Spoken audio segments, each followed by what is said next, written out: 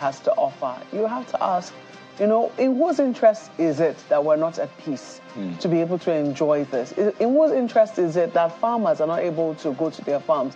In whose interest is it? Expanse of land. And then you hear that there are powerful interests behind things like this.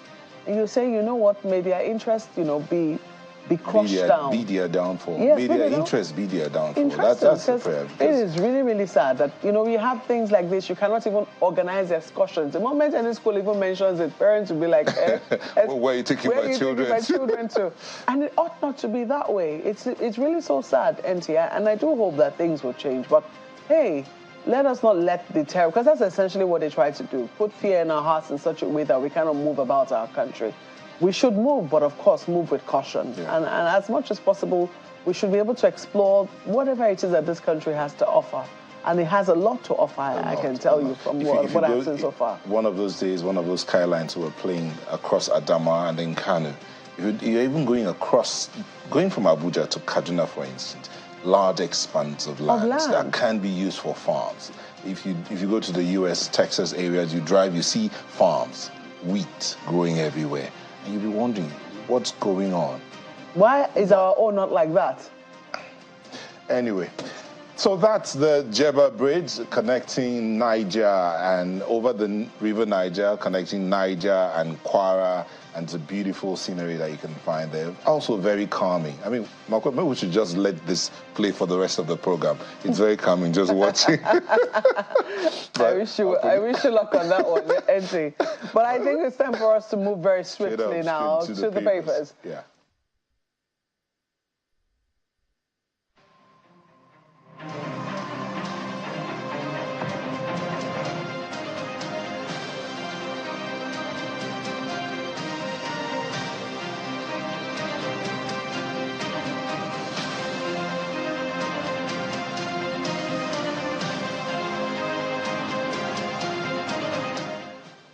So let's quickly run you through the papers this morning. We'll start off with Vanguard newspapers, which is taking a look at the link between the economy and the health sector. Take a look at that lead story there. Nigerians struggle as high drug prices fuel health crisis. There's one thing for us to complain about food, there's another thing for us to complain about the high prices of drugs, which is an essential. Nobody wants to be sick, but when they are, they don't have any choice. They have to take this medicine to feel better. I'm hoping that this is something that government will look specially into. Look at this. Out-of-pocket payments on the increase. Patient care threatened. Rising costs force resort to herbal remedies, traditional healers. Worry over unpredictable effectiveness of traditional medicine. Well, this is where it is. This is what usually happens now. I remember reading an anecdote just over the weekend, somebody talking about how he went to get medicine for cold for his children. And turns out that, the cost was coming up to over 40-something thousand naira. And he quickly Googled, natural remedies for cold. And everything came to less than, maybe 3,000 or so. And he said it was effective. But hey, when the illness is serious, when it is, I know there are herbal remedies for everything, if only we are able to get our research properly. But this is really worrisome because we do know already that there are standard drugs in orthodox medicine, which is what a lot of people use in the country to get remedy, to get cure. If those drugs are now unaffordable for everyday people, then indeed we have trouble on our hands. And that's what the Vanguard newspapers is highlighting this morning. Yota. The Daily Trust newspaper leads with lead by example. Nigerians reply Tinubu. That's what the Daily Trust is leading with. It says sacrifice, lead by example. And a lot of other stories there, but you see a graphic illustration of what's going on in Borno State, and you see the Professor Zulum's picture inset in that space. But move on just below the nameplate. Tinubu didn't replace Murtala Mohammed Way with Shoyinka FG's another story. But that big one, lead by example, ties into the call by the president to Nigerians to sacrifice. Says there's a lot that needs to be done to move Nigeria from where it is right now to where it ought to be. And then the replies are pouring in from different quarters. Lead by example. You can find more on that story on page 4. You find more on that. That's it. Leave it there for the Daily Trust newspaper. Well, take a look at the Guardian newspapers. They are also looking at the economic angle to the health problems we have right now. Out of stock, they say. Anxiety as 200% hike. Scarcity hit hospitals. Essential drug market. That's the lead story on the front page of the Guardian newspapers. An illustration there brings it home, the plight of those who are currently in hospital and having to seek medical care. Doctors worry over unavailability of drugs for their patients, resort to herbs. The story is on page 6 of the paper. That's the Guardian newspapers this morning. Tribune newspapers here, Nigerian Tribune. Tension in Rivers over control of LG councils as tenure of chairman expire. That's their lead. Youth storm LGA secretariat, ask chairman to vacate office. Police warn troublemakers. You'll find more of that on page 4. But that picture there is quite interesting. The former president, Olusegun Obasanjo, in a picture with the First Lady of Nigeria, says Oluremi Tinubu, after a visit. I think he visited her and to mark the Salah celebrations. Says visited the First Lady in Lagos on Monday. But below that, you see a tie to that story we talked about from the where response to the president. Obi kicks against proposed purchase of presidential aircraft. Says government plan to buy new jets demonstrates extreme insensitivity to citizens' struggles. The sad one beside that, Nigerian pilgrim dies of heat stroke on Arafat Day. These are quite a number of stories in the front page of the Tribune there, but the other one just above the nameplate, cholera, Nigeria must prevent spread to schools. That's coming from the UNICEF, and that's one that's really interesting. What efforts are being put in place to ensure that the cholera does not spread to the schools? We do know that there are some schools that have issues with sanitary conditions, and all of that needs to be looked at, and real quickly too. But that's it for the Tribune. Yeah, especially boarding schools. That's something that needs to be looked into. Boarding schools, there needs to be particular attention paid to boarding schools. But let's take a look at the Daily Times this morning, and you see it right there. Obi faults plan to purchase presidential aircraft for Tinubu. Shetima says plan unacceptable, shows disconnect with people's plight, flays construction of 21 billion naira official residence for VP and economic hardship. The story is on page 2 of the paper. Yes, indeed. The presidential candidate of the Labour Party in the last elections, still speaking very strongly, doing what the opposition party should be doing, calling those policies and actions to question. And that story is right there on page 2 of the Daily Times newspapers. The blueprint. Experts slam labor over minimum wage, urge new approach to negotiation. That's a blueprint's lead story. Say going beyond 62,000, dicey for FG, want cost of governance reduced. That balance of renegotiating cost of governance, it's a, as I say, it's a ping pong ball that needs to be, where is it going to next? But that one cost of governance reduced, one of the writers. But below that, you see Tinubu's reforms meant to refocus economy, achieve sustainable growth. That's credited to Abdul Razak. That's it for the Blueprint newspaper. And Business Day has this one, PFAs. Pension fund administrators face pressure from retirees as federal government fails to pay pensions. That's the lead story right there. Government last paid 13.89 billion naira pension in 2022.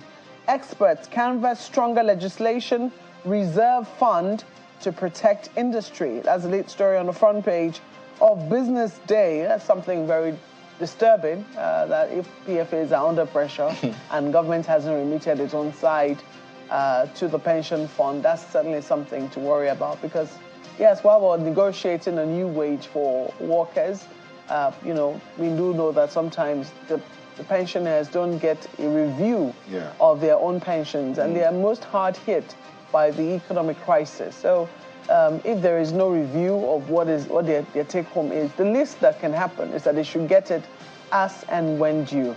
But that's the lead story on the front page of Business Day. New Telegraph is what I have here. Says Salah spending triggers Naira scarcity nationwide. Was spending that much? POS operators charge 100% commission, claim bank officials. NURTW food vendors sell Naira to them at exorbitant rates. Wow. It looks like this has now come to stay, this selling of Naira. I don't get. It's that question of greed and how we... no cash in many banks' ATMs. 152 commercial motorcycles missing in Delta during festivities. What has 152 commercial motorcycles disappearing got to do with Naira scarcity? Well, go to page 3 and 26 to get more on that. That's their lead story. But this other one, just below that picture, again, ASU rejects new varsity counseling governing councils, say list made up of retired politicians, insists dissolved councils yet to conclude tenure. Abia APC members petition to Tinubu say only 2 nominees are party members, page 2 and 5. Plenty of politicking. When do we begin to leave the politics and look at the merit of all that there is we're talking about? That's it for New Telegraph. That's a look at the papers this morning. Thank you for staying with us for the papers. We're going to be going into the discussions now, which is bordering on the crisis in Rivers State, especially with the tenure of local government chairmen. Please stay with us.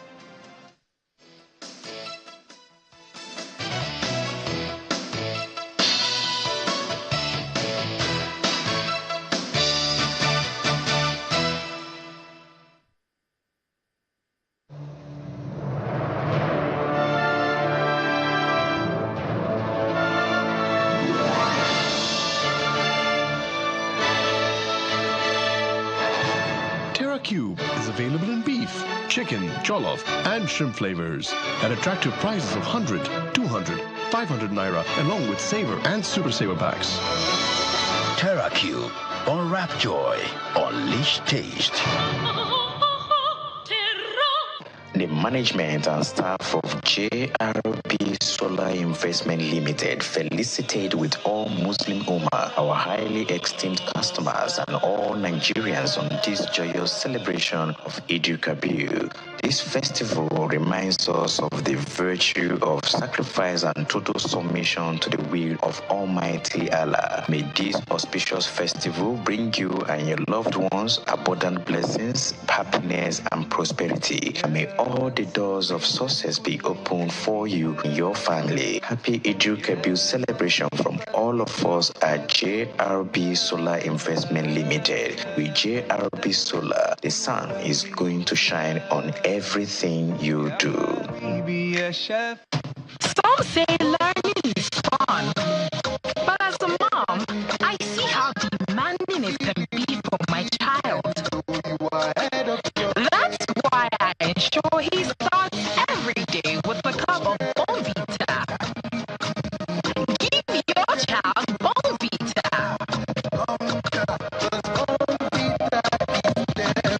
It contains essential vitamins and minerals that support mental and physical vitality. Bonvita. Prepare them to win every day. Big tech wasn't really here. What have they seen in the past 10 years, which is making all of them want to put their HQ here? If you're a business that sees itself going global, we'll definitely need some sort of like boost. We need to tap into those existing networks that these big tech companies do provide. Is there a downside to big investment in Africa? Okay. It's a tricky tricky question. We want to be like Amazon, we want to be like Google. Like, this is not, we are not looking to sort of be just another player. For me, big tech is something highly controversial. I see the value of it, but I also see that Africa... We've seen how we are using the limited resources we have to solve real problems. They've seen indigenous tech startups achieving things that took them years to figure out.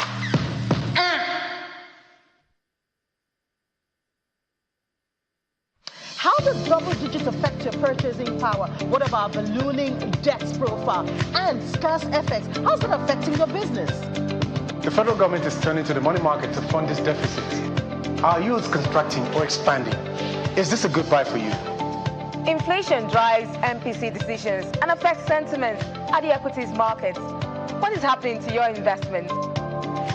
Or would you rather go digital? We track all the volatility in the crypto market. Get the answers from the business team every weekday at 1 p.m. on Business Incorporated, only on Channels Television.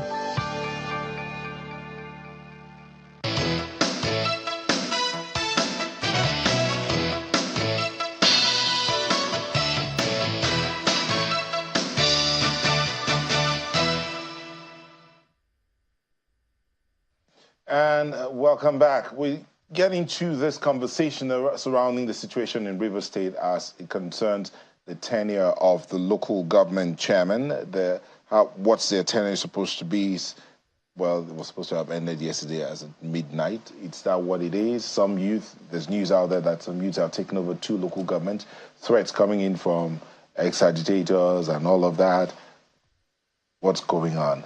What is happening to Rivers State? The politics in Rivers State has been very interesting, and a lot of people wonder at what point do we step aside and let governance take place. The governor had a briefing this morning where he talked about, gave a directive to the administrators in the local government councils to take charge of the situation. Is that what it ought to be?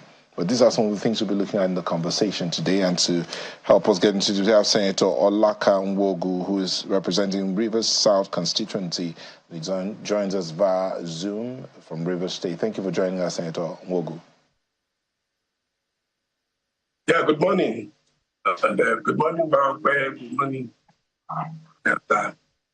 And also joining us from Rivers State as well, from Port Harcourt, we have Okpunabo Inkotaria, a public affairs analyst and a former SA media to the Rivers State governor, joins us also virtually from Port Harcourt. Thank you for joining us. Good morning and thank you, Nigeria. All right, so let's start out with you, Senator Nwogu. Let's look at you being the legislator and now, well, the tenure of the local government chairman is supposed to have expired. But legally speaking, from the point of view of a legislator, what's going on?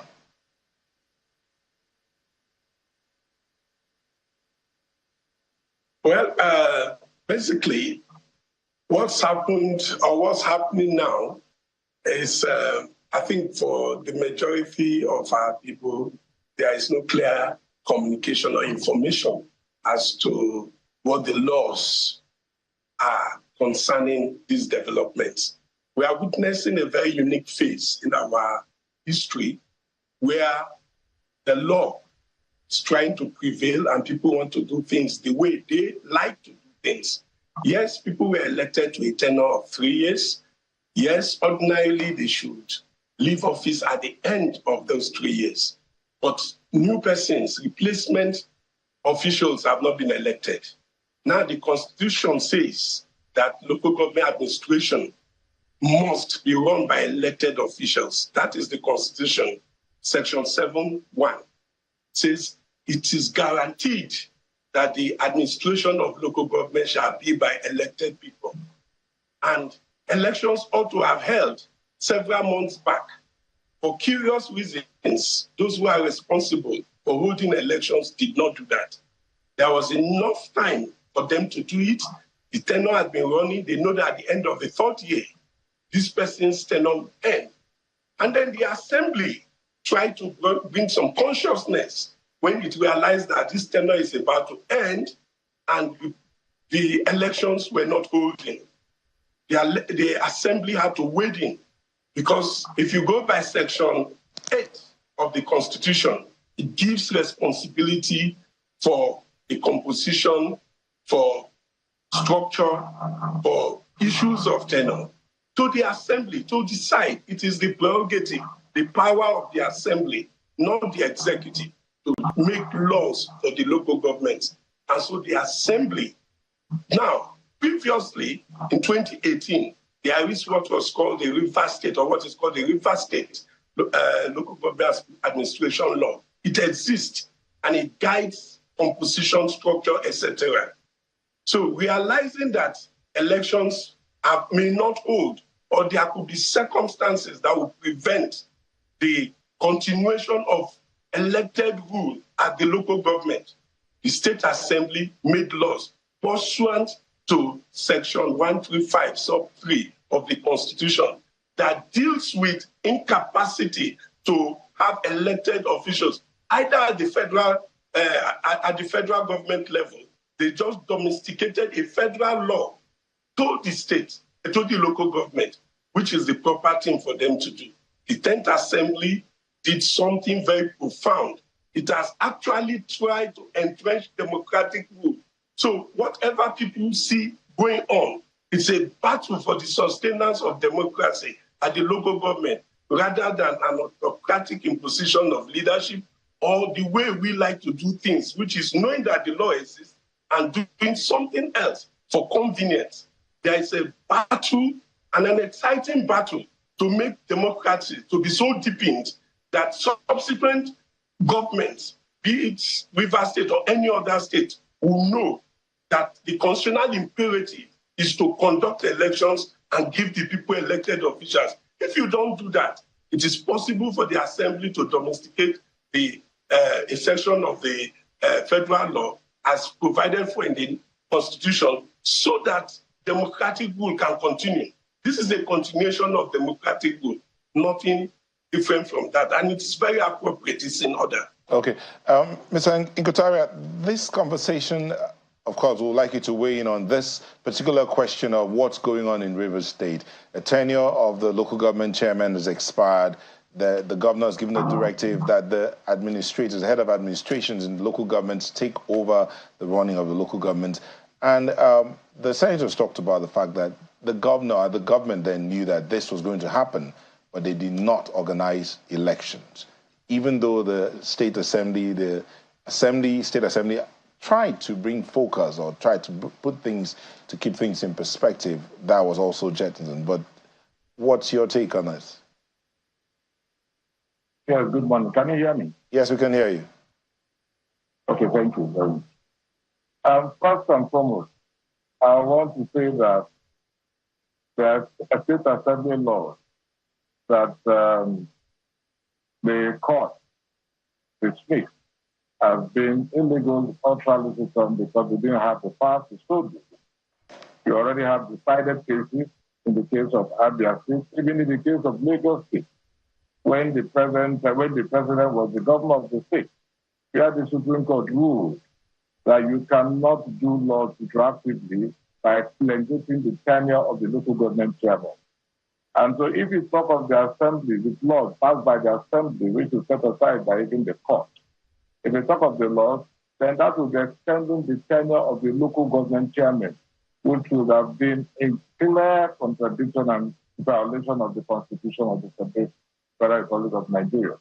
So we cannot, as we speak right now, talk of the laws passed by the assembly that is purportedly aimed to cure the issue of the elections that were not conducted before now.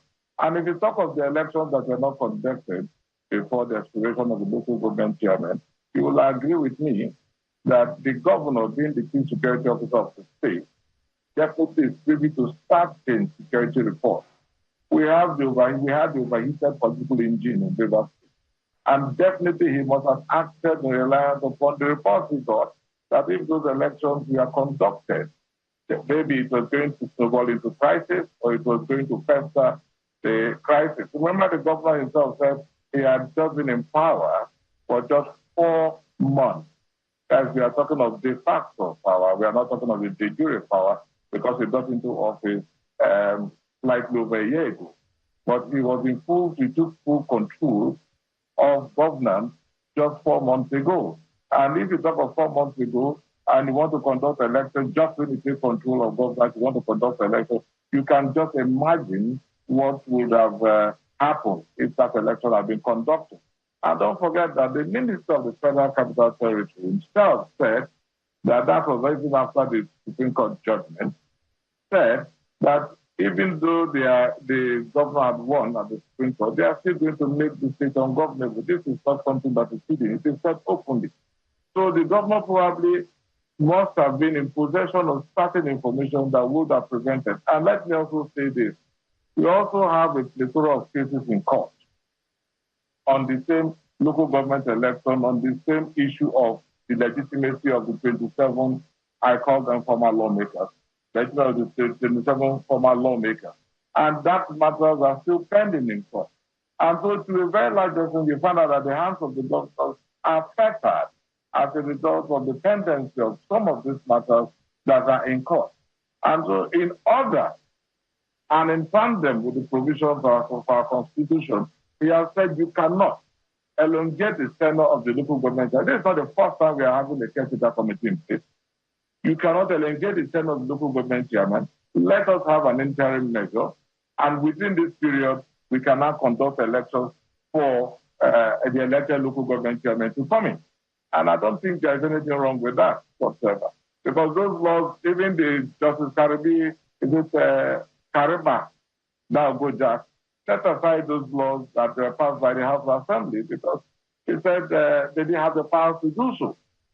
So there is no way the governor would have acted on those laws that the court dismissed or set aside and rendered invalid. There is no way that the governor was going to act on those laws.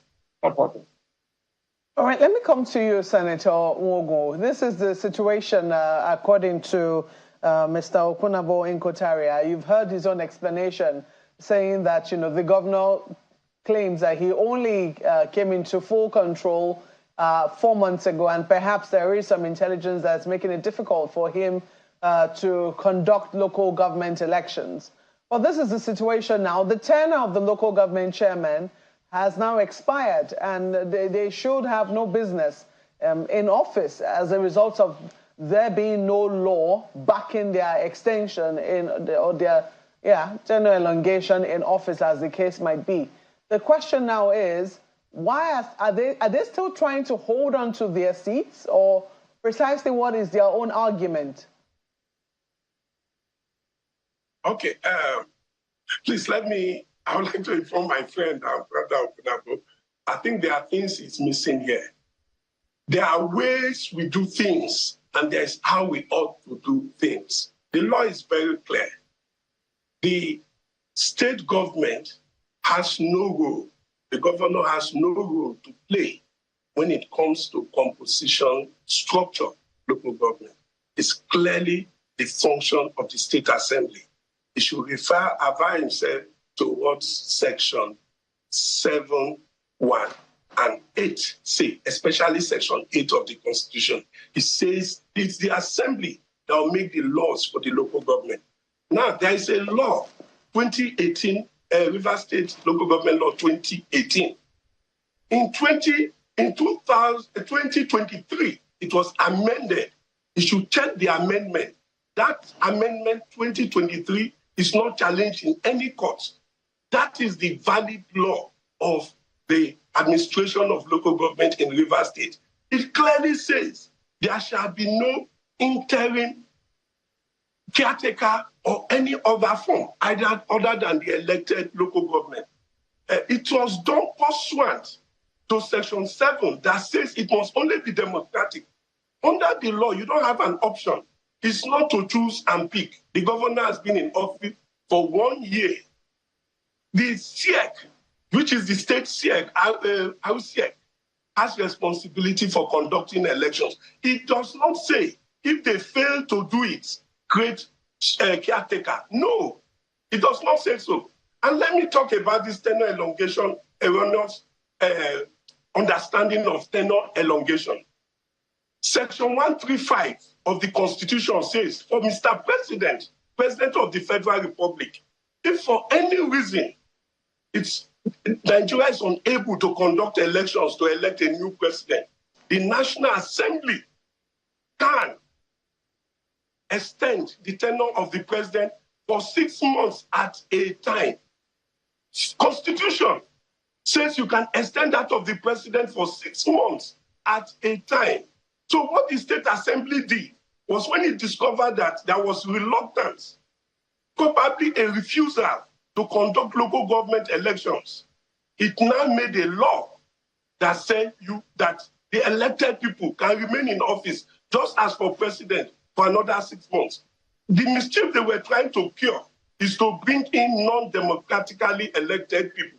Now, if you don't want them to continue their tenure, any extension, to benefit from any extension, you should simply conduct elections. There was enough time to conduct elections. There's still time to start the process of elections. But when you want to supplant elected people with caretaker or any other form, the Constitution frowns on it. The State Assembly has done the needful by making it impossible to do that. Now, when it says that it has been set aside, yes, a particular judge had gone ahead. At the time when this matter was pending in the Court of Appeal, gone ahead to give ruling, which should not be, because when a matter has left a state high court to the Court of Appeal, you do nothing, you wait. But in this case, gone ahead to only give judgment against the aspect of the extension. But it did not touch anything that clearly says you cannot put in unelected people. So as it stands now, there is no law that allows the governor or any other person, no matter the circumstance or the story, to put anybody in office that is not elected in the local government. It's expressly forbidden. Now, recall that even at the beginning of this crisis, so to speak, when the president intervened, one of the 8-point agenda was clear. There shall be no caretaker committee in local governments. This is how many months ago? Maybe 6-7 months ago? You need only 3 months' notice to conduct elections. So you knew there would be no caretaker so many months ago. Yet the leaders allowed the situation to fester and get to this point because there was an intention to foist unelected people on the local governments. Recall also that the federal government has approached the Supreme Court for interpretation to ensure that local governments remain both autonomous and to have their autonomy and also remain democratic pursuant to the Constitution. You see, all the people involved, elected people, swore to the Constitution, to an oath to defend the Constitution. It's our grand norm. Remove the Constitution, which I have chaos. So any attempt to supplant the Constitution with any other process is an invitation to anarchy. And people who hold offices should ensure that they stick to the Constitution so that all of us, the rest of the people, can follow, knowing that the laws prevail. We are a nation of laws. We are not for people's whim and caprices. You may not find it fanciful, but it was an option you should not have even allowed in the first place. Your point is taken, Senator. I just want to quickly, confirm my question to you because it seems to have been implied in the answer that you have given, but I want to just get a clear confirmation. So you're saying that the House of Assembly has extended the tenure of the local government chairmen who were democratically elected. Is that what you're saying? That they have a 6-month extension according to the laws made by the State House of Assembly? Yes. Now, pursuant to their powers by the Constitution to make laws and finding that it was difficult, at the way things were going, there was a chance that the government may not pursue the conduct of elections to bring in new elected chairmen. It doesn't matter, it doesn't matter that the tenure of even the State House of Assembly, the legality of them even sitting is still being disputed. Are you not concerned about the controversy also, bedeviling the State House of Assembly? No, they are different things. First of all, the legality of the assembly is before the courts. Also, but no as it stands, the position of even the court is that the assembly is valid. We call that there have been several judgments back and forth, but the state assembly under Amewule, by the judgment of the Omotosho, Justice Omotoshi, is the recognized assembly. That stands. Until the Court of Appeal or any superior court says that, apart, you find that some people had approached courts of equal jurisdiction, but this is the only ruling that has been there. So as it stands now, the assembly under this, but not minding if that was the case. In 2023, before now, the law of the assembly, which has not been challenged in any court, clearly says that you cannot put in a caretaker committee. So there is no provision under any law for anybody to set up a caretaker committee. It does not exist. All right, Senator, let me go to Mr. Inkotaria now. I mean, you have explained your own points, but Mr. Inkotaria, I don't know, you have also tried to, will I say, give a soft landing to why it might be that local government elections were not conducted based on the controversy that has been brewing politically in Rivers State. But some people will say that it's no excuse. We've seen how even in places in this country where we had assumed that there will be no elections as a result of just how tough things have been security-wise, even in the Northeast where there was terrorism, we've seen that elections were conducted in those places to, for the state governors to see a continuation in office or of what is constitutionally required. Is this not politics taken too far in the case of local government chairmanship in Rivers State? Do you think that there is really a legal standing for the executive arm, which the state independent electoral body is under, not to have conducted local government elections? I just hope the clarity of what I have to say will penetrate the minds of our viewers and logic captured at that. The truth about it is the governor has not said anything to me, and I don't think the governor has gone on air to say anything to anybody why the local government elections are not conducted. But it's just a matter of conjecture that when you consider the overheated political engine, probably it was quite precarious, very false for anybody to have conducted an election there. He is the governor, so he's in possession of security information and has his reason until he comes out to tell us why it will be in the realm of conjecture. Having said this, in reference to what my brother, my good friend, said concerning the elongation of the term of local government chairman, I mean, we have decided cases. Even when the president himself was the governor of Lagos State, you remember when they went to court to elongate the tenure of the local government, and the court said no. And even in the case of Abia, the Attorney General of Abia State and 25 others and the Attorney General of Federal, the court said no, because the law was going to be retroactive. And the law has retroactive laws. So you cannot conduct an election, you cannot extend the tenure of local government chairman, because are you talking of the Constitution that is sworn to uphold? Yes, and if they sworn to uphold the Constitution, it then means their tenures are expired, so they should leave, because the Constitution says 3 years. And until the Supreme Court reverses itself, that is the law. Yes, the matters are subjected to the clinical processes of the legal lab, no doubt about that. We expect the judges to use their microscope and do the dissection they need to do and come up with it. But at the end of the day, it's going to stop at the Supreme Court. And we're ready to see the Supreme Court will reverse itself on this issue of tenure elongation. Whether the governor conducted an election or not, does not justify the elongation of their tenure. If the governor did not conduct elections before their tenure expires, then you can also take him to court for that. That's a different matter altogether. But there can never be a justification, not even the House of Assembly. Because the High Court has just passed that ruling. You don't have the right. Yes, you have the right to make laws for the good governance of the local government. No doubt about that. But not the right to extend or elongate the tenure of local government chairman. The Supreme Court is clear on that. So the House of Assembly cannot. It is just ultra-violent. So has even gone into that.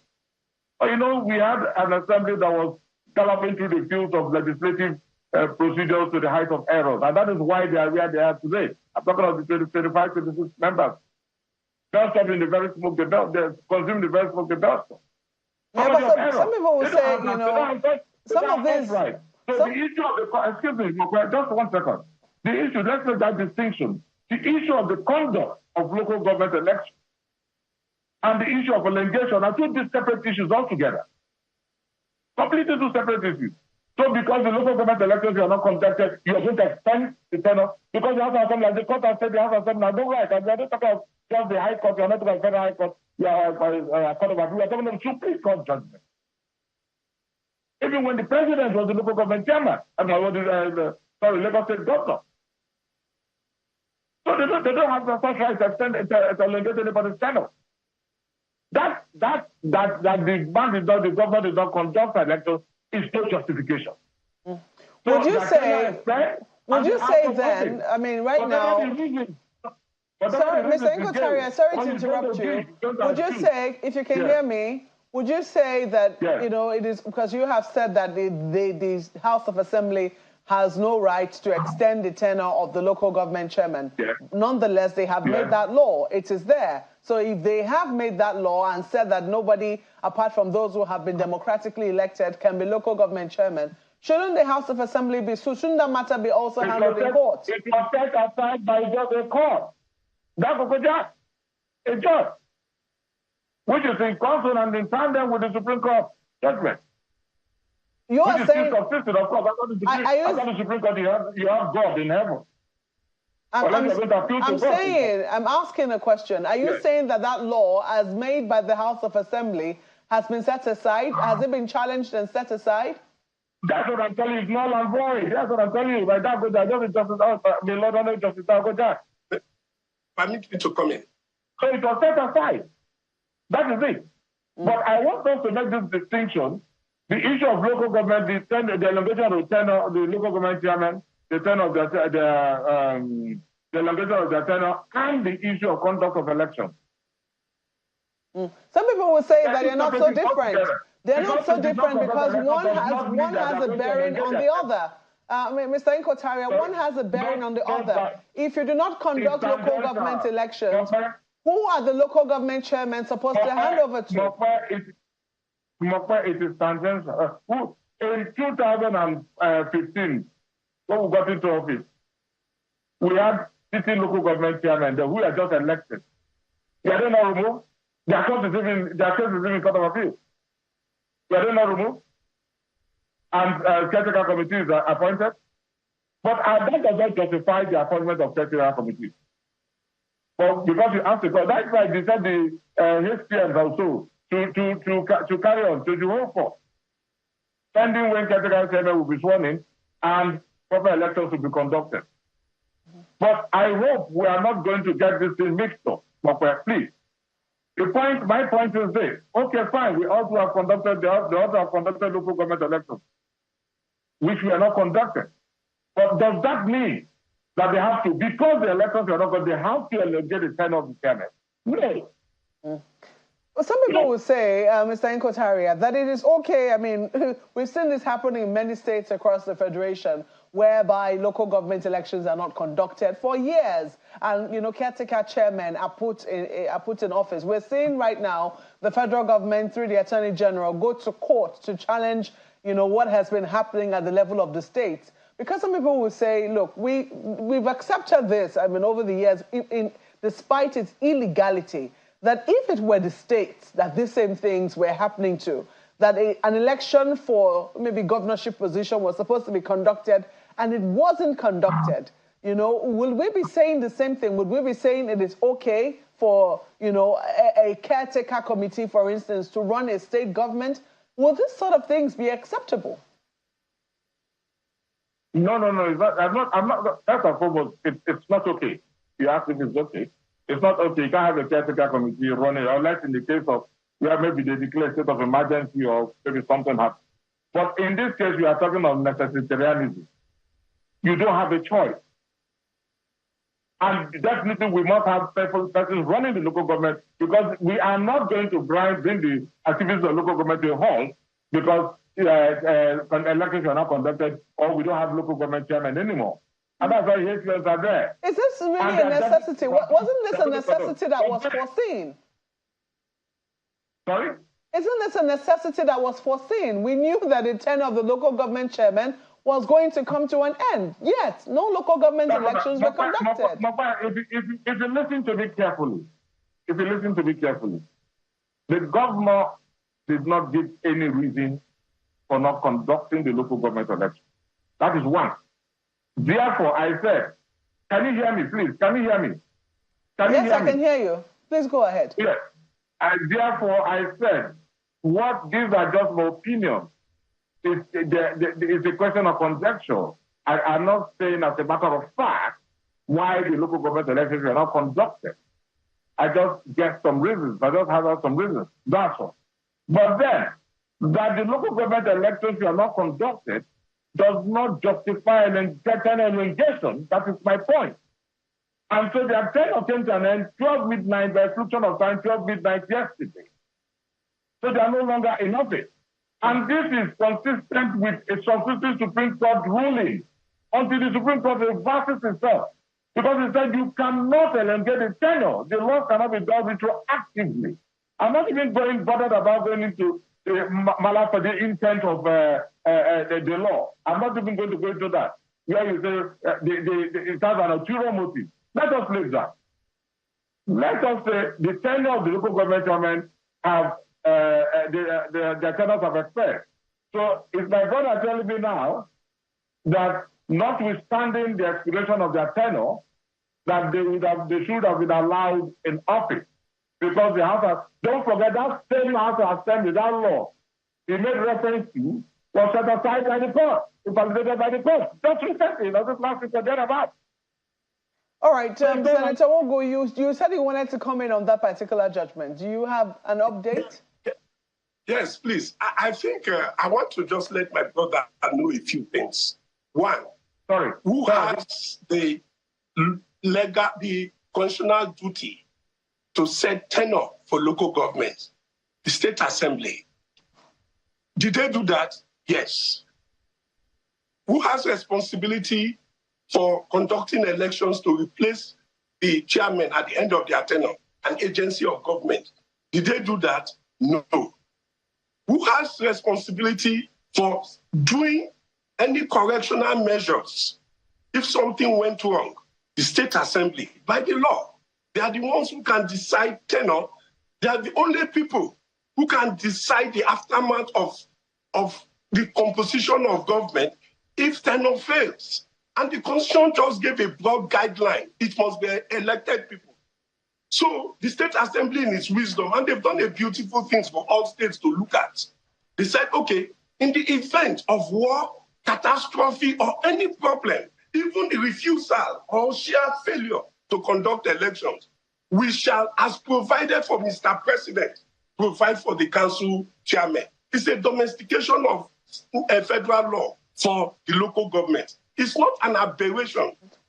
It's not what we want. But it's the best we can get now because we want to stop this impunity. Senator Wogo, if I may comment, Senator Wogo, just let's clarify some things here. Yes, you've talked about the fact that it's the State Assembly that has the powers to set the time frame of the tenure for the local government chairman. Yes. But that court judgment, you mentioned it earlier, where Justice DGQ said extending the tenure of the local government chairman does not, if I read that correctly, it says is inconsistent. That law is inconsistent with the 1999 Constitution as amended and Section 9(1) of the River State Law, number 5 of 2018. Has that judgment been appealed? Is there a stay of execution of that judgment? No. You see, the appeal court's ruling of a few days ago clearly says that they should maintain status quo. Now, what has happened with that is that while independency of the appeal courts dealing with the jurisdiction, whether this court even has the power to sit, because the high court of a state does not have power to sit over these issues. while they were on that, for some curious reasons, the court proceeded to give a judgment. And the Court of Appeal took judicial notice of it and said, everybody revert to the status you were before the matter. Okay, so whatever ruling anybody gave is in abeyance because the court has said everybody revert. The Court of Appeal is superior to the High Court. The High Court wants to give a ruling on a matter where the appeal court was going to decide whether it even has power to give any ruling. And the Court of Appeal says, everybody go back to where you were at the time this case Mr. Wogo, let's just listen to these comments from Asari Dokubo and the police as regards the tenure of the local government chairman in Rivers State, so that the both of you can weigh in because we're almost out of time. Let's listen to this. Only one man can be governor of Rivers State at a time. We will not have two governors. And the people of Rivers State are bigger than Mujahid Dokubo Asari. Rivers State is bigger than any individual. No individual can take Rivers State people for a ride and pocket us. It's not possible. Local government tenure has expired today. They should quietly go home. If they want to seek re-election in accordance with the Constitution, they should go and seek re-election. But there is no tenure elongation in the Constitution. Their position is tenure ban, and that tenure has expired. Let them not cause unnecessary problem for the people of the state. And I want to advise young people that, look, don't allow yourself to be used. Most of us, their children are not here. And their children have never come out to stand in front of any protest. They are not like Mandela and his children or me and my children or anybody. A lot of people, they've not done this. So nobody should be allowed. Most of them were with us. Today they are bigger than us. They have become very wealthy. They have become very powerful. But is that why you should submit yourself to be used by them? We are aware of the crisis that has to do with the tenure of the local government chairman. We have gotten one court order or the other about it.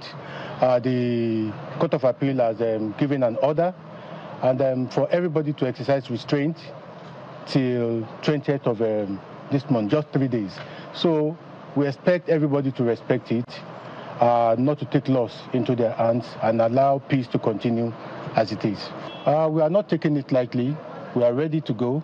Our officers have been on show of force. We have had additional men given to us from the headquarters. Equipment have been serviced. We are ready to go.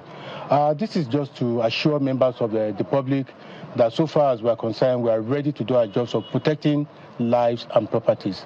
And we have tried our best. We have warned anybody who will want to take laws into their hands. I want to use this opportunity to talk to parents, to call their children and talk to them, so that their children will not be used as cannon fodder in this crisis.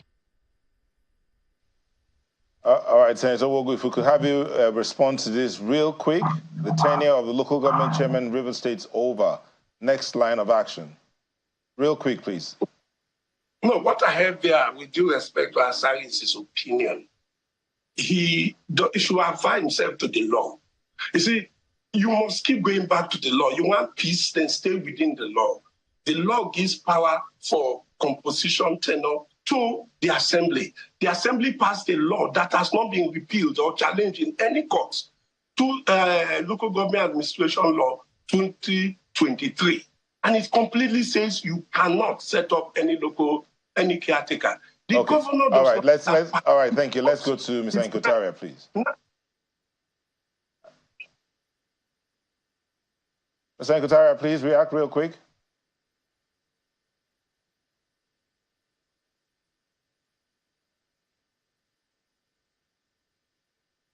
Can you hear me? Yeah, Mr. Tara, go ahead, please. Can you hear? Yes. Okay. Yeah, it's the law that prescribes the tenure of local government chairman. And it's even on that premise that the court judgment, that the court gave its judgment that the House Assembly doesn't have the right to extend the local government chairman, the tenure of the local government chairman. So that is number one. Number two, I can tell you authoritatively that, okay, if you look at 2015, when we first got into office, when the elected local government chairmen, the councils were dissolved, and interim caretaker committees were set up, they went to court. If you have no ulterior motive, why are you insisting that you're going to be in office?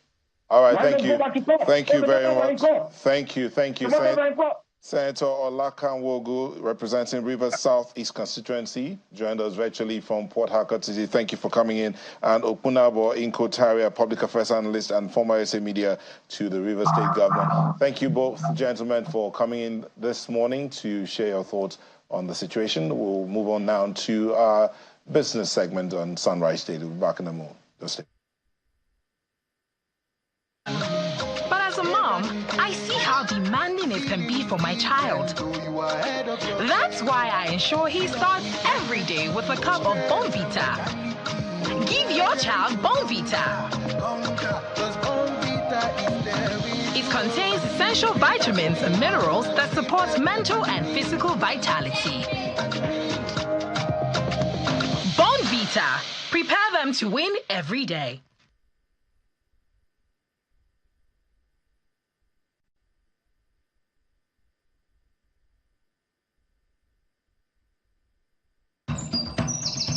No matter where they are, if it concerns the people, we are there.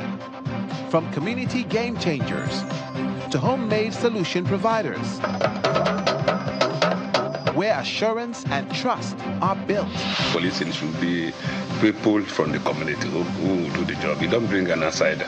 We hear about Amotekun. We've not seen much of them around this area.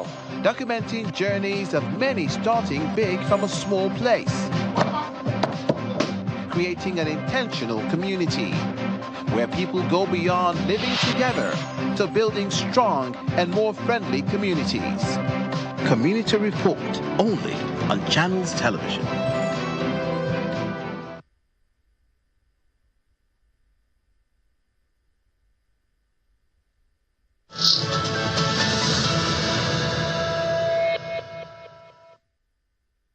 Well, hello, welcome. It's the final day of the extended Eid celebrations right here in Lagos, Nigeria. We know the stock market is still closed. The banks are still closed, and I'm hearing that some POS operators are running out of cash at this time. But not to worry, tomorrow the banks will be open and we'll have the market right open again. And I'll be wondering how investors are going to start this holiday shortened week. But let's get to the top stories that set your agenda. We see oil prices ticked up in early trade today, extending gains from previous session on a stronger demand outlook and investor confidence that OPEC Plus producers could pause or reverse plans to raise supplies from the fourth quarter of this year. $84.46 a barrel, that's what we have for Brent crude, 0.25% up. WTI crude, that's also back above that $80 psychological level. At this time, holding on by 49 cents, 0.2%. That's the uptick we have. So definitely watching out for how the benchmarks close for today. But both benchmarks gained around 2% on Monday, closing at their highest. That's since April. Two other stories now. The Federal Inland Revenue Service, Nigeria Customs Service, and the Nigerian Upstream Petroleum Regulatory Commission have experienced a 131% increase in their cost of revenue collection for the first quarter of 2024. This analysis is based on the Federation Account Allocation Committee and disbursement report published by the National Bureau of Statistics. It shows that these agencies collectively received 214 billion naira in the first quarter of 2024, up from 92.85 billion naira in the same period last year. The FIRS and NUPRC deduct about 4% of the cost of revenue collection, while the NCS receive about 7%. The cost of collection is usually deducted at the monthly FAC meeting before the federally collected revenues are shared with the three tiers of government and other statutory recipients.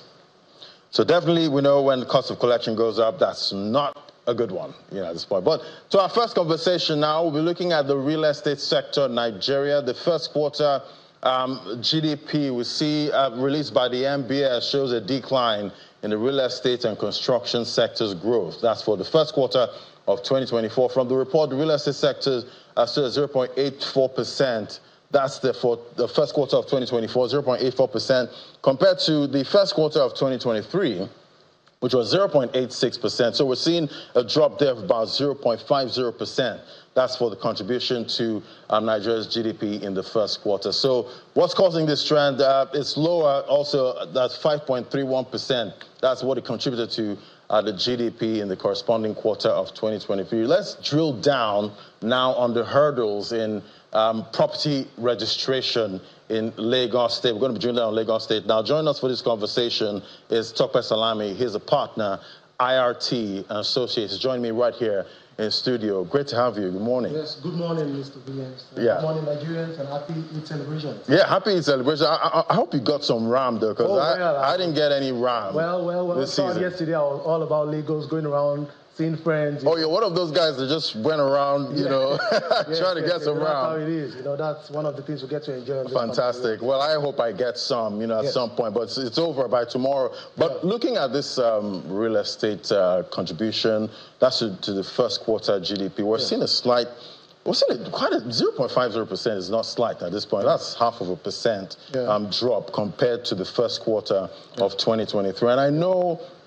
I've heard, you know, most investors talk about how the hurdles in real estate sector, number one, property registration. Yes. That's become a snag. But, you know, so far we've seen the Lagos State government talk about promoting ease of doing business in the real estate sector. Yes. Have we seen any improvement at this time? Yes, well, the Lagos State government recently just came up with, I would say, ease of doing registration of titles in Lagos State. Right. And, well, so far, it's been a fantastic idea.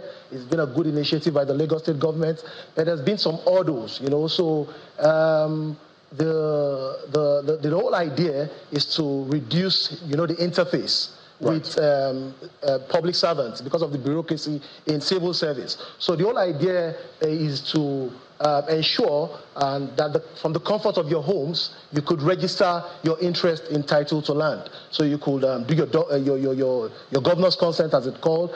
You could process your CFOs. You could conduct searches. You could apply for certified true copies of title documents. But you know, these things have had a bit of drawback because of the system. There are a lot of problems, and that is why you've seen the decline between the first quarter of 2023 and now. And the reason is not far-fetched. The reason is because of the bureaucracy in obtaining these permits. And I would like to take it into two slides now. You look at the registration of titles part, and you look at the process of obtaining permits for building approvals. You know, it's an Herculean task in Lagos State now.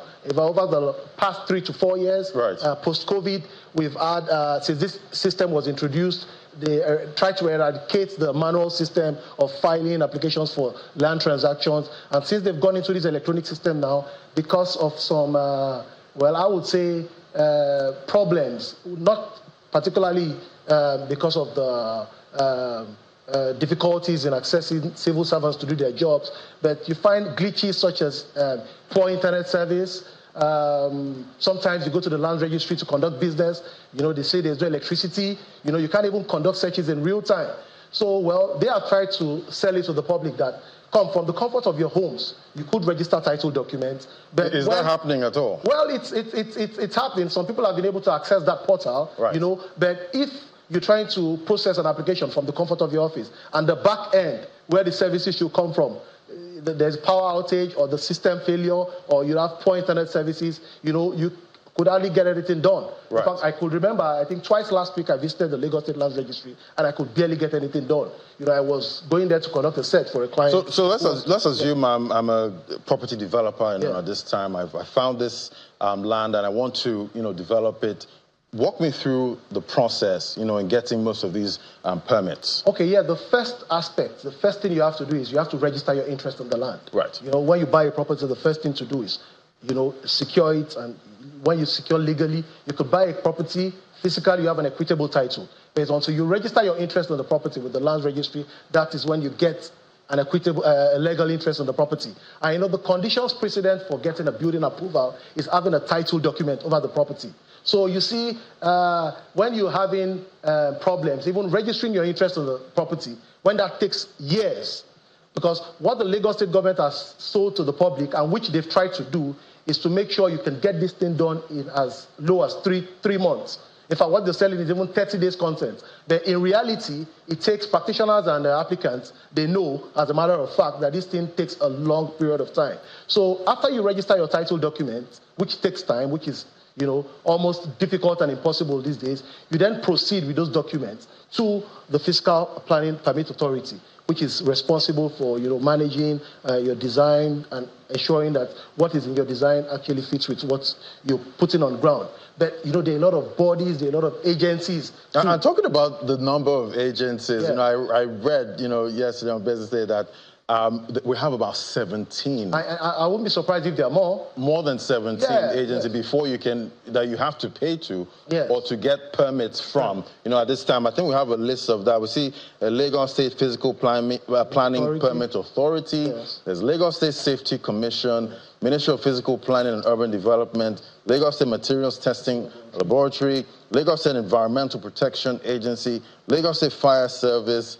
Some say for a building that's not yet, yes. The Standards Organization, I guess that's federal. Yes. As well, Lagos State Management Authority, LAWMA. So I'm wondering what LAWMA has to do with it. I don't know. You've not even gone. I will tell you for free that in some parts of Lagos State, you even see local government coming in.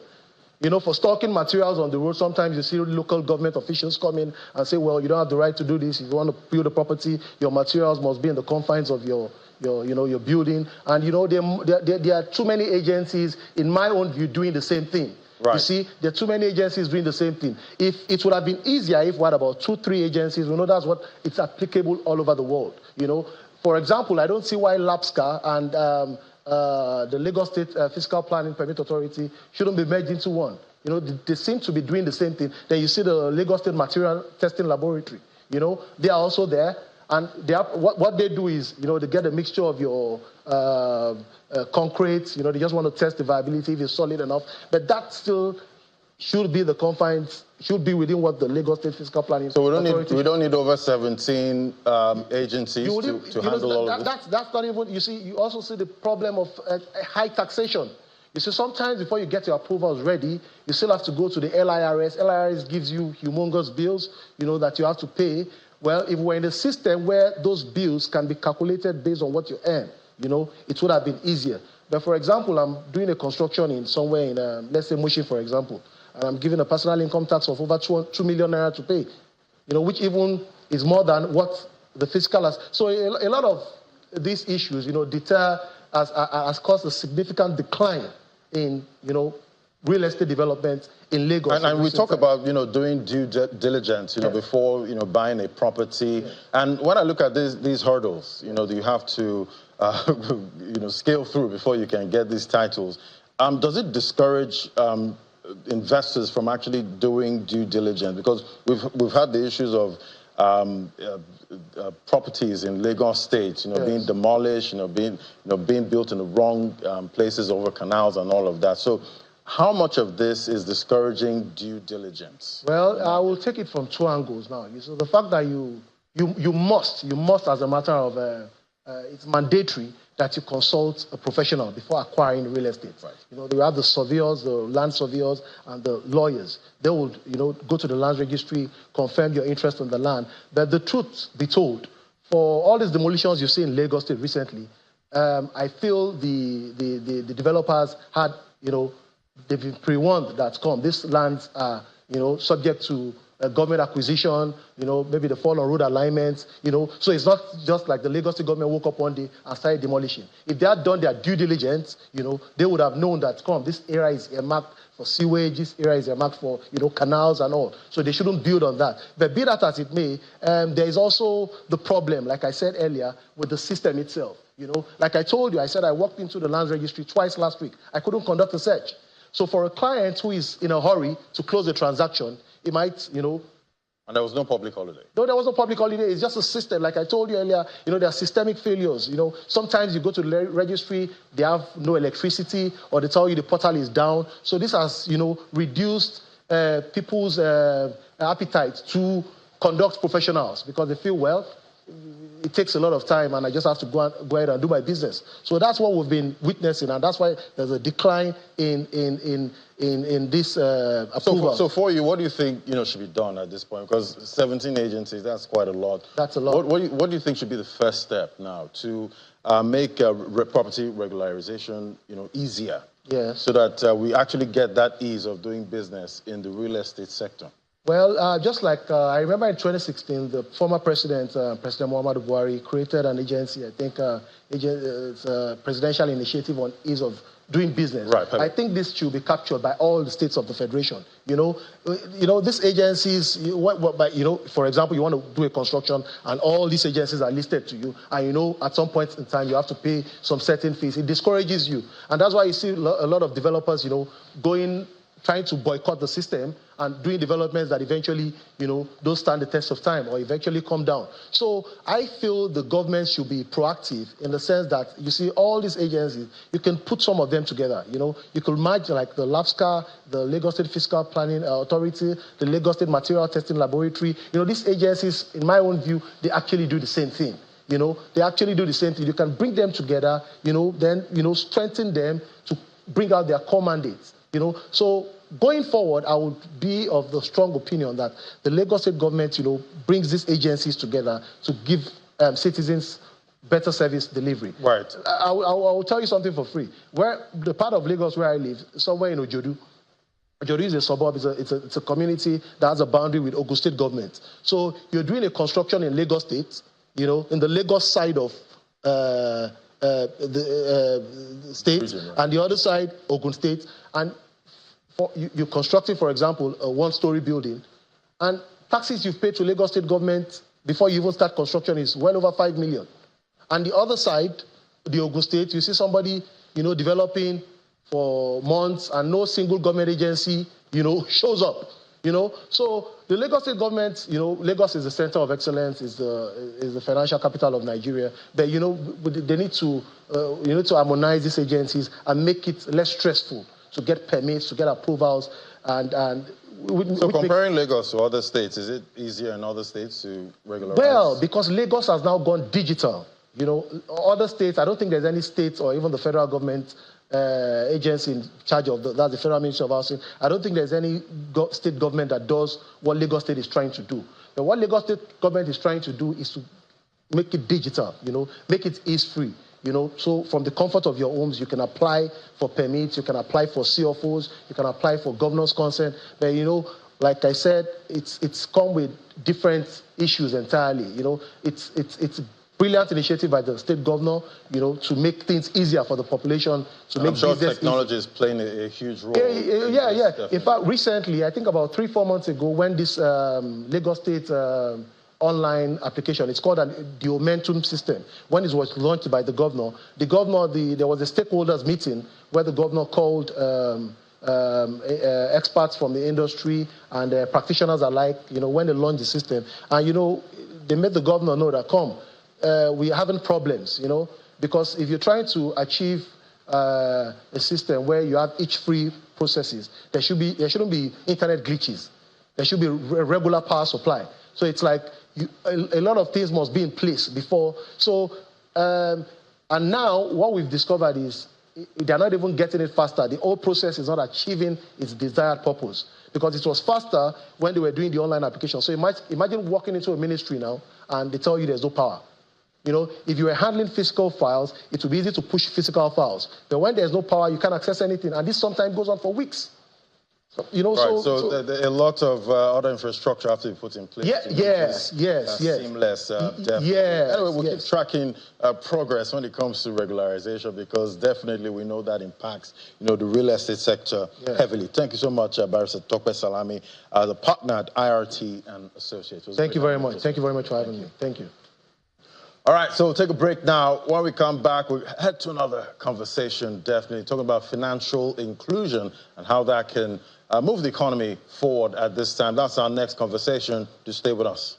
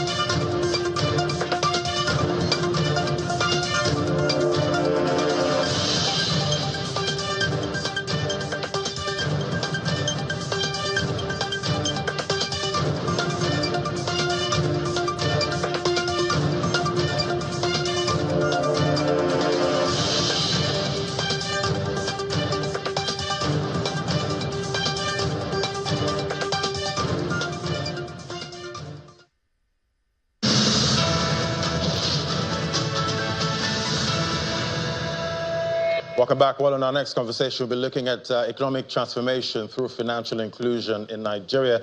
To delve into the topic, we'll explore how providing access to financial services can create vast opportunities for low-income individuals and drive significant economic growth. Joining us for this conversation is Mr. Isaiah Wolabi. He's a co-founder at Hasty.org, joining me from our Abuja studio. Great to have you on the show. Thank you very much for having me, Ladi. Good morning. So what progress will you say have been made in Nigeria regarding access to financial services, especially for low-income populations? And what would you say are most of the significant barriers at this time? Well, thank you very much.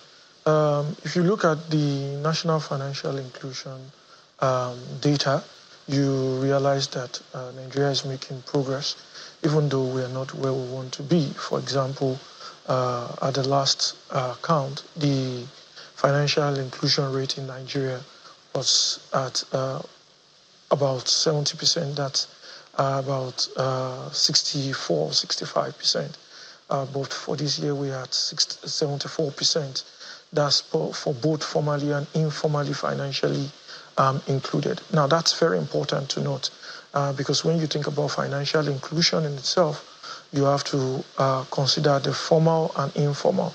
As much as informal is important, there are more chances of people living to their full potential when they are formally financially included. So even though the informal numbers are great, it's important that we transition them to the formal financial services. And if you look at this data also, you see that even though Nigeria is at 74%, it doesn't do justice to low-income areas, especially rural communities and peri-urban areas across Nigeria that still significantly has very low financial inclusion rate. Right. We also continue to see trends that are peculiar over the years, which is the fact that LPA, Lagos, Port Harcourt, and Abuja continue to have very good financial inclusion rate. But when you look at other states, especially states in the northeast and northwest, you see that the financial inclusion rate might be low, and that might also call for policy program level intervention. Okay, let me just jump in. Some of the, let me just jump in real quick, because right now there's an issue right now. We're seeing that I'm hearing that POS operators have run out of cash at this time. And definitely we know the banks, are closed for the Eid celebrations. So talk to me about this. Should this be happening in a country like Nigeria at this time?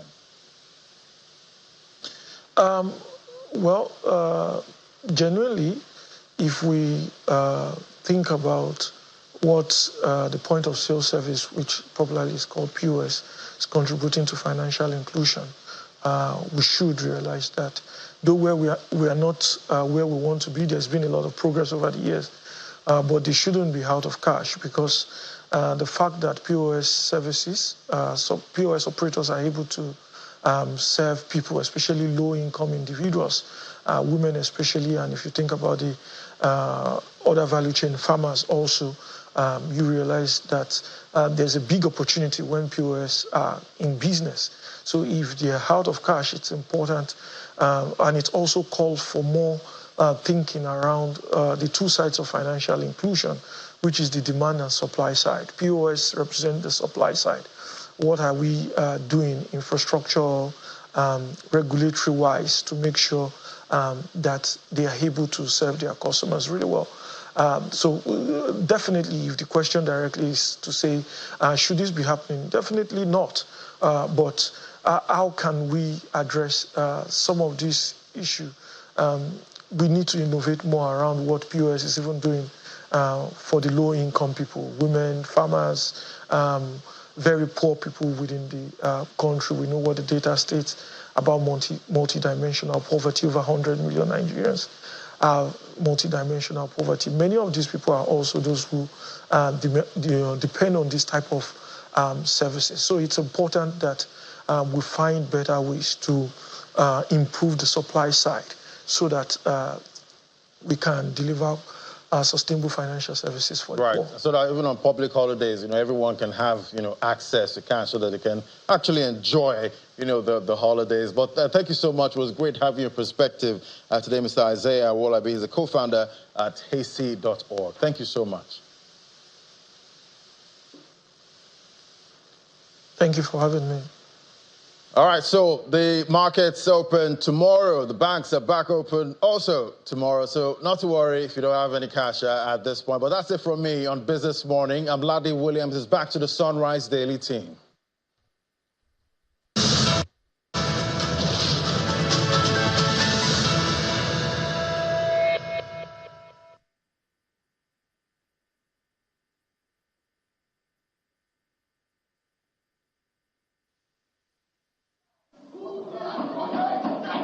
Exactly 1 year ago, members of the 10th Senate assumed office and elected Senator Godswill Akpabio as the president of the Senate. I, Senator Godswill Akpabio, Commander of the Order of the Niger, do solemnly swear. Do solemnly swear. The election into the leadership of the Senate is always greeted with tension, and the 10th Senate was not immune. The election of the principal officers of the Senate did not go smoothly, as some members of the minority caucus questioned the emergence of the principal officers.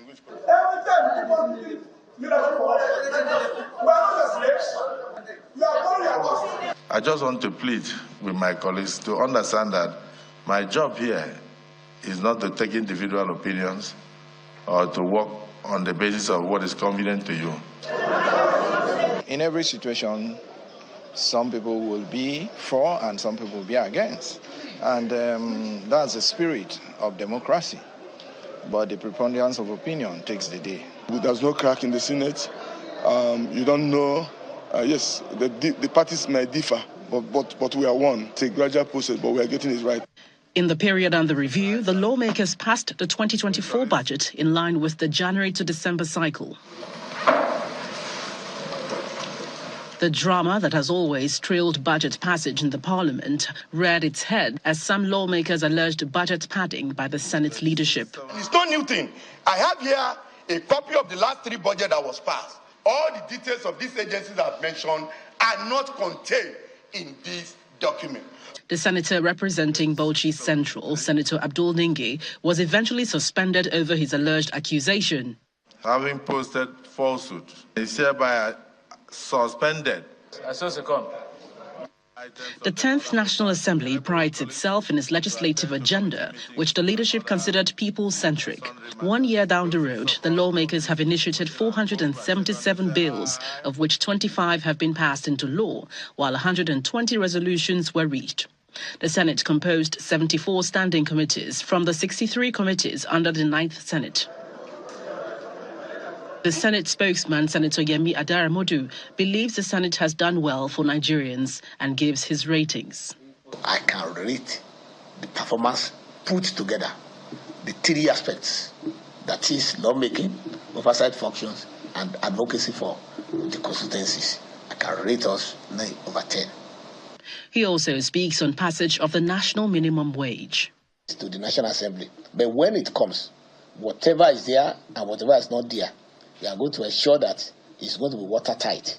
That either it is state or national or organized private sector that is not complying, then there's going to be sanction for it. One issue that has trailed the leadership of the Senate is the report that the executive has a major influence on the activities of lawmakers. Our policy is very simple. It's people-centered. We are more interested in what benefits Nigerians. Sometimes even the government brings out policies, and we'll shoot the policy down because we believe that the timing is wrong for the benefit of Nigerians. As the first year of the 10th Assembly wraps up, one of the key issues that awaits the attention of lawmakers is the amendment of the 1999 Constitution, and this is happening amidst calls for a proper regional restructuring of the country. Gloria Omezuke, Channels Television News. And that's what we'll be looking at this time, the 1 year of the 10th Assembly, how have they fared? You heard Gloria's report there about how many bills have come through the Senate and how many have been passed. The House of Representatives also has about 1,351 bills that they've had to, that have passed through them, 679 motions. And they're, according to them, of course you're going to hear one of them, they're itching to go. But Gloria talked about the main focus and a lot of things. One of the cries of a lot of people across the country is a look at the 1999 Constitution, as well as the proposal for regional or restructuring of the country. How's that going to work out? Well, we're going to delve into this conversation. We have Honorable Philip Agbese, who is a Deputy Chairman, House Committee on Information.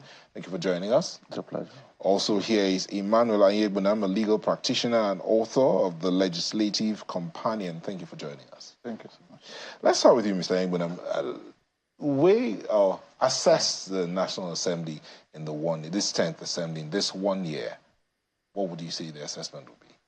Well, my assessment basically is that we should take a look at the Constitution itself, which gives them by Section 60, gives them the constitutional power to arrange their business the way they have to do it and then proceed with that. Based on that, it is within their jurisdiction to set their agenda. Then when we take a look at the 1 year anniversary, I'm not looking at 1 year. It is 25 years of continuous democratic experiment. And then what has been on ground since June last year till now. In a way, well, they have tried, you've seen the resourcefulness also compared with past assemblies in issues of bills and motions. But on the entire setting, there are issues that borders on what? The performance of the economy, which also is a part of lawmaking because they are supposed to make law for the other good governance of the country. And in terms of security and the rest, they have tried their best to invite the service chiefs and the rest. But the situation, like I said, on the overall interest, we are talking of these bills, but on my own assessment, there are critical issues. We are running a government from 25 years on a 1956 ordinance as our audit act now, because 1956 colonial ordinance, by being an existing law by interpretation of the Constitution, is what we are running on. Then secondly, our last exercise on law reform was in year 2004. So for 20 years, but the prescription of bad practices is within 10 years. Another area of concern is that as of 2006, when we were existing from Paris Club, we owed almost 30 billion. We agreed. The world creditors looked at us and said, okay, deposit your 12 billion, and then rather we will forgive you. But let us inform you that you have no public support instruments. Therefore, they recommended to us Public Procurement Act, Public Fiscal Responsibility Act, and Freedom of Information. We came back here. Basanjo's regime then tried, but Yar'Adua was the person who assented to Fiscal Responsibility Act and Public Procurement Act. These two acts have been there. From that 2006 till date, we have no Fiscal Responsibility Commission, which was only by court action inaugurated once. As at now, that council is run by basically a chairman as a sole administrator.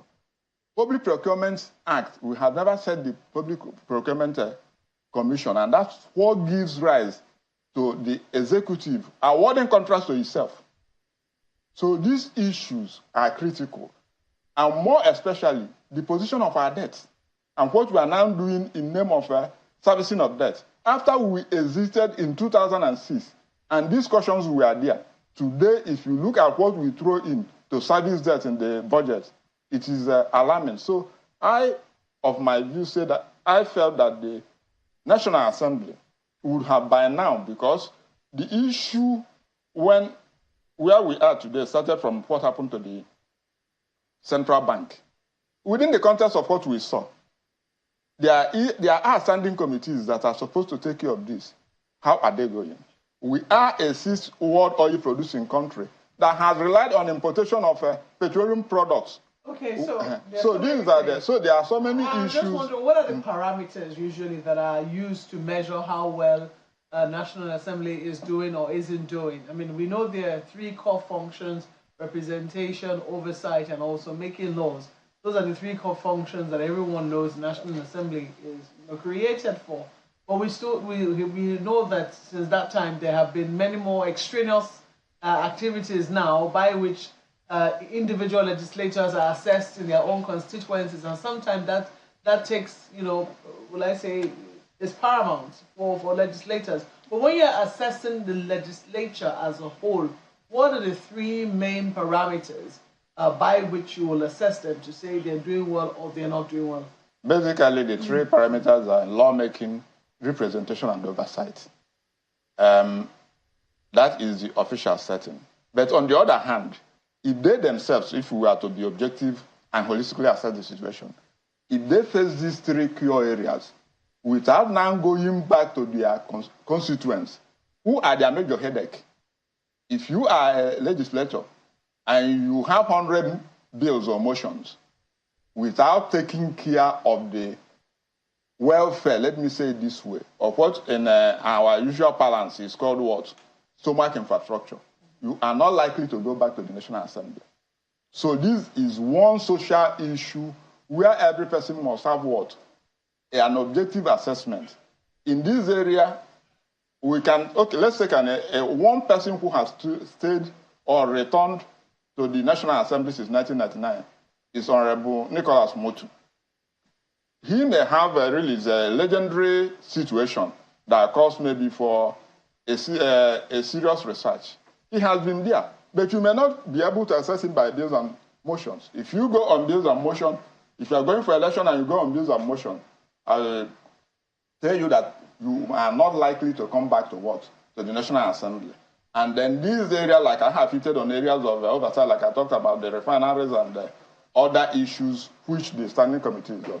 But all said and done, these are the critical areas, and assessing them on that in our own time may not be as objective as you and I will go compared to other democratic climb. That is my thing. Let's take it to Honorable Agbese. You've heard the submissions of Mr. Ibunam. So far, yes, you have the motions, you have the bills that both chambers have looked at. Yours in particular, you talked about 1,351 bills, 679 motions, and about 627 of them are at committee level. But are your constituents being carried along in all of this? Yes, thank you very much. You know, you mentioned the issue of constitutional amendment. The bills before the current National Assembly, particularly the 10th House of Representatives, are bills that will have direct bearing, direct impact on the lives of our constituents. And I'll give you a very good example. The parliament that we have today, having christened the parliament as the people's house, it is a parliament for all Nigerians. It is not tailored for any specific constituency. So our bills, our motions and resolutions are, made in ways and manner that they will have direct impact on the man in Karan and Mother, and at the same time touching on the life in Badagry, touching on another individual in Baga. For instance, I'll use the Police Act Amendment Bill. We are talking about constitutional amendment, which of course is a Herculean task, which is going to take a while. But we have equally considered rejigging the Police Act, the terms of recruitment, how promotion is conducted in the police, the caliber of people to be there, and the period of time that one who has been trained and recruited will stay in the police. So you now agree with me that if at the end of the day we fail to get police, if we fail to get the state police, which some Nigerians are clamoring for, the existing legislation, if it is tinkered with through the parliament and receives the corresponding assent of Mr. President and becomes law, it will have direct impact because police is something that is important to every one of us. Then when you talk about security, the 10th House of Representatives under the leadership of His Excellency Right Honorable Tajuddin Abbas, we are concerned about the security situation of the country. Remember that this government inherited the current security situation from the past government. And what is the government doing? And what collaborative efforts are we putting in the parliament to support what the executive is doing? This brought us to the sectorial debate that we have introduced in the 10th House of Representatives to engage with the executive outside the norm of lawmaking, outside the norm of representative capacity, and outside the norm of oversight. We have invited the heads of the security agencies, interface with them. But what Mr. Egbunam commended you and your colleagues. But the question I asked had to do with, are your constituents carried along? That's what he said. I'm going there. Are you going back? Are you in looking at these bills and motions? Are these the things that your constituents are asking? I'm going there. I'm going there. Today, sir, there's no part of our country that is not troubled by the military state of insecurity. There's no part of the country. My constituents, have been threatened by the activities of bandits, killer headsmen, ESN, and all of that. I come from a constituency that has boundary with Enugu State and Ebonyi State. And the activities of the unknown government in that area, to the extent that people are not allowed to go to work on Mondays. Children cannot even write WAEC. So part of our effort as a parliament is to ensure that these issues, okay, if you talk about the economic hardship in the country, it has not spared any constituency. So as a parliament, people with 360 reasonable gentlemen and women, people who have the interest, in the first instance, every member of the parliament was voted by his constituents. By parliament, I'm sure you're referring to the House of Representatives, because the entire parliament is certainly more than that. The House of Reps has 360 members. The Senate has 109. Yes, because I speak for the House of Representatives. For the House of, not just for our viewers, so that they're not confused. Because I speak for the House of Representatives. Yeah. And not with any direct mandate to speak for the Senate. I understand. Even though we know what they do in the Senate. And by virtue of our rules, the bills from the House of Representatives, get concurrent passage by the Senate.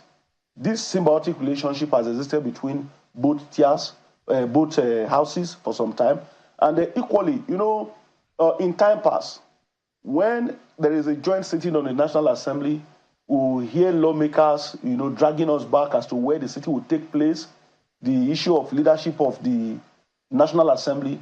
What we have achieved as a parliament is our relationship, what we have achieved as the 10th House of Representatives is to respect the boundaries, the lines between us and the Senate, cooperate with them as much as possible. Because when we do this, we do that in the interest of our constituents. Okay, so let me take you up on an issue which has become rather controversial and which we saw the presidential candidate of the Labour Party weigh in on very recently, which is the issue of the presidential aircraft, the purchase of new aircrafts for the president. It turns out that it would seem that the recommendation came from members of the House of Reps who had sat in the committee and who thought that, reviewing the fleet of the president, that it was not in the country's best interest to continue to use the planes, and so recommended that, we buy new aircrafts for the president and the vice president at these times. For a house that says that it is the people's house and likes to be called as such, would you say that that is in tandem with what the people of Nigeria would want at this time? Thank you very much. in providing services to our people, it is not going to be cheap, except what we want is not, the ability of government to deliver to the people. Let me take you back to the activities of Mr. President when he came on board. Upon inauguration in 2023, President Asiwaju Bola Ahmed Tinubu crisscrossed, the globe. At least we saw when the president arrived and traveled to the United Arab Emirates to mediate on the crisis between our citizens and that country, how he has been shuttling across the globe. So the issue of the presidential fleet for us is a serious national security issue. And if Mr. President is a citizen of this country like any one of us, as much as we are concerned about the life of the ordinary citizen, we should also be concerned about the life of our president. So if from the committee's technical assessment by their consultants, they have viewed that this aircraft is no longer in the best state, to convey our president, I think the repercussion or the consequence of our failure, to do the right thing at the right time will be more grievous than the cost. Nevertheless, as a parliament, we are interested. Remember that President Asiwaju Bola Ahmed Tinubu, as in Nigeria, also has a member in the House of Representatives representing him, somebody who speaks for him as a citizen of this country. He equally has a senator. And as the president of this country, he has his right to family life. So, as much as we believe that every Nigerian, the economy is biting very hard, and we are making efforts on a daily basis, we also believe, I'll take you to... Sorry, what efforts are you making on a daily basis? Good. Now, you come back to the 679 motions before the House. We have taken motions to address the state of infrastructure in the country, to make sure that, the roads are also safe and the infrastructures are built, that we reduce the number of hours that people travel from here to any part of the country. A good example is the current work ongoing on the Abuja, Kefi, Akwanga, Makurdi, Enugu, Port Harcourt Express Road. We as a parliament, in carrying out our oversight functions, we have assessed that road, the road between Lokoja, Gwagwalada, Lokoja, Okene, Benin, all of that.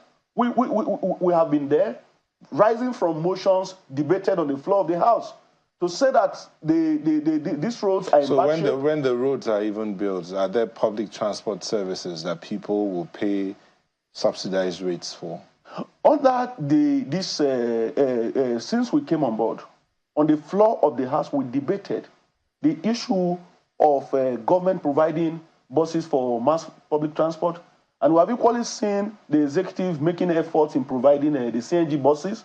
I think they are yet to be launched. That's what people find interesting, Honorable, that, this particular CNG situation, which is yet to manifest in many states across the Federation. Yes, a few states have a few buses that they have put on the roads, but many more states do not have those buses. Here in the Federal Capital Territory, we're yet to see those buses. At least you can say that with me. Cited. However, when it comes to a presidential air fleet, it does appear that is going to get some immediate alacrity because, as you have said, it's a matter of national security. You see, is that correct? Maokwe, as a parliament, when we say the people's house, the president is part of the people that we are in the parliament for. The common man, the last man in Aguila, we are also there, to serve the interests of that person. Can we really justify this? Let me come to you, Mr. Yegunam. When you look at the, order in which, yes, some people will say, yes, it is, nobody wants, it's a God forbid situation. Nobody wants a presidential plane to drop from the sky. But when we look at the fact that we still have a number of planes which can still be used, and we look at, just where we are economically speaking, would you say that the National Assembly, particularly the House of Reps, has gotten this priority correctly? Well, if you realistically look at the situation at the moment, the level of hunger and anxiety in the land is really high. Then, like I said, we've had 1 year. If in the course of this 1 year, there are basic issues that concern public transportation, then it will have given room to handle this. But after 1 year of removal of the subsidy, that is the hub of this argument, then going to the president in this way gives the feeling that maybe there is a priority or accelerated hearing to discuss then why the masses on their own, because this issue, though I am personally, I have my reservation on this issue of mass transportation. If you were here during the Babangida era, when all these were brought into, the government provided every setting to solve this problem. But within how many years? They did not make the returns. We didn't see this. So, but the basic issue is, if transportation is looked at holistically, air, land, and sea, that's my impression. We cannot be talking 21st century without a reliable train system or even waterways and the rest. And then now, if you move on this, it shows a level of disconnect from what the reality is. And that's my take. Well, Honorable, I do not know. I'm looking at the number of bills. You talked about 1,351. Is that correct? Yes, 1,351 bills. Which, the House is currently, sitting on, or which is considering, or which has been proposed. You see 679 motions, you say, have been considered. There'll be questions as to which ones you would say have been passed that have had, because it's one thing for us to propose bills. It's another thing for us to have, for it to have direct impact on the people, or for it to have been passed and have direct impact. Which one of these bills can you point to that you can say, oh, in the last 1 year that the House has sat, it has had a direct impact on the lives of Nigerians? Okay, let me quickly touch on two, and I'll start with my immediate constituency, the Student Loan Act. That is a legislative instrument that definitely not only places our nation at par with developments in other nations, but again is something that will have direct impact on the livelihood of our citizens. It is going to affect the student positively. The agency in charge of that, after as contained in the Act, they've already advertised the procedures for students, for beneficiaries to be selected. And as a parliament, we are monitoring closely to ensure the highest level of transparency in that regard. Then when you come to some of the motions that we have debated, and this is something that touches, the livelihood of the common citizen. You recall recently the cybersecurity, the national security, the amended National Security Act, where banks were required, to make certain deductions from customers' fund, as part of their contribution to national security. As a parliament, a motion was moved on the floor of the House. We debated it.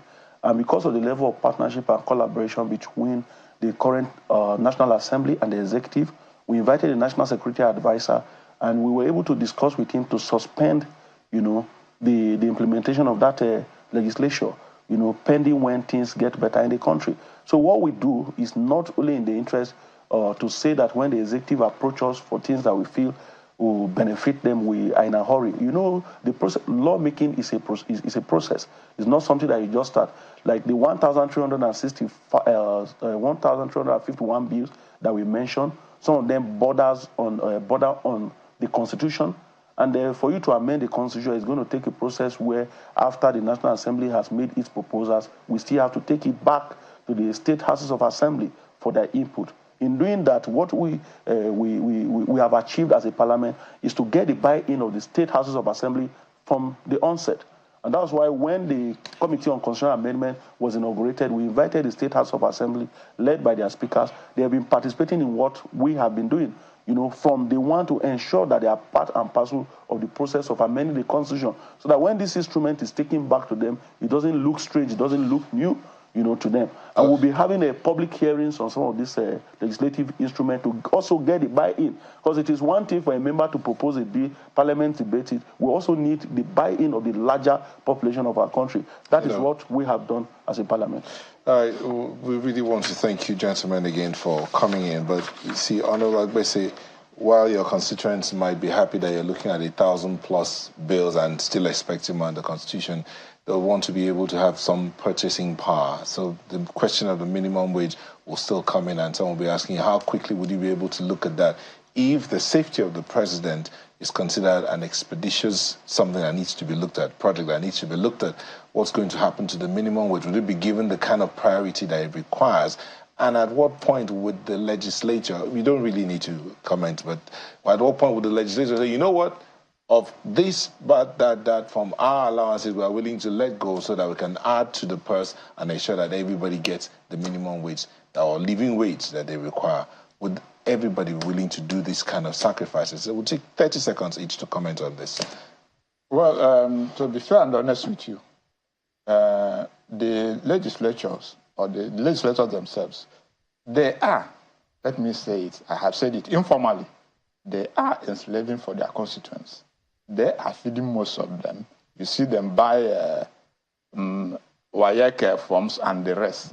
So the burden they have, and that's where I have said they may not be blamed, because we should look holistically at our society and what is involved. Their constituency will return them based on what they have received from them. You've seen the setting going now holistically. There is no opposition political party, if you watch us very well. The only opposition party is now NLC, because now the map is different from the territory it defines. So that is the issue.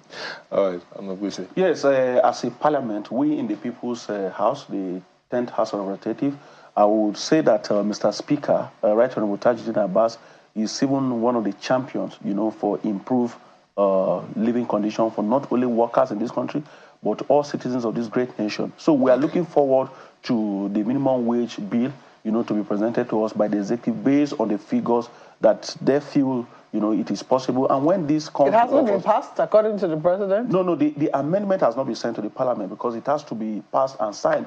But when we receive it, I can assure all Nigerians that the 10th House of Representatives, under the leadership of His Excellency Right Honorable Tajuddin Abbas, will not only do justice to it, will make sure that it is satisfactory, it is something that is acceptable, in tandem with current realities and even globally. All right. Thank you so much, Honorable Philip Agbese is the Deputy Chairman, House Committee on Information. Thank you.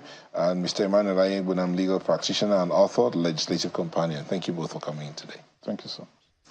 And that's the show for this one. Thank you for letting us be a part of your morning. Till we bring you another edition. I'm Neo Taigbe. Have yourself a beautiful day. And it's still a holiday here in Nigeria. Hope you make the most of it. Thank you for watching. I'm Maok Belgui Yusuf. Goodbye.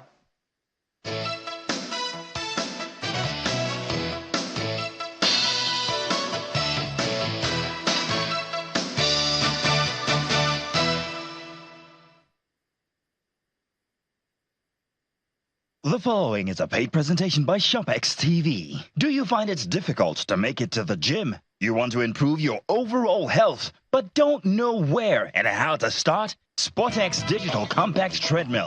The compact foldable treadmill that makes being active and losing weight fast and easy. Just unfold it and walk, jog, or run. And when you're done, just fold it and store it away. You get the SportX Digital Compact Treadmill System complete with a rugged commercial-grade traction belt, large LCD multifunctional display that displays speed, time, distance, calories, and has 12 different exercise programs, as well as a magnetic safety key for added security.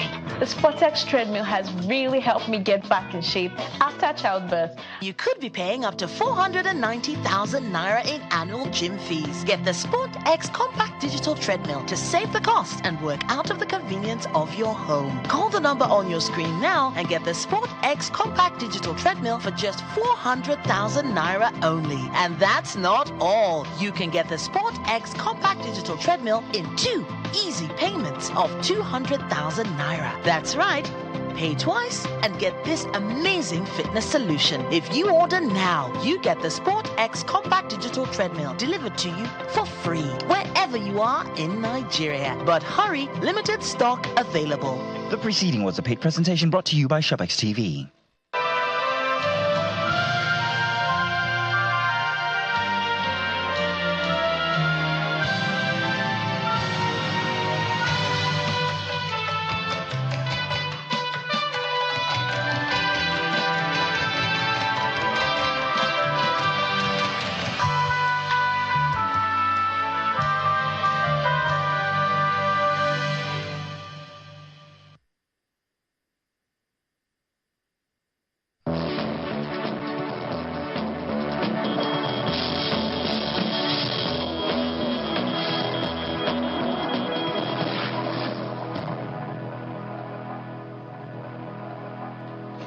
We do thank you for staying tuned and welcome to News Track on Channels Television. I am Bukola Koka, and these are the